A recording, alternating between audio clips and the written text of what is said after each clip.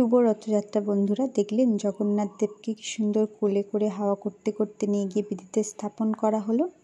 এই পাখাটি আমি বানিয়েছি, আমি চেষ্টা করেছি সুন্দর করবার। এবার আপনারাই দেখুন, দেখে বলুন কীরকম হয়েছে।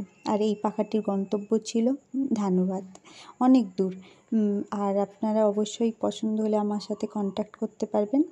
আর আমার পাখায় যদি কিছু ভুলও থাকে সেটাও আপনারা ধরিয়ে দেবেন। আমি নেক্সট কাজে আমি আমার ভুলটা শুধরে নিই, সুন্দর করার চেষ্টা করব। আর পাখাটি কেমন হয়েছে আপনারা অবশ্যই জানাবেন আমাকে। Thank you.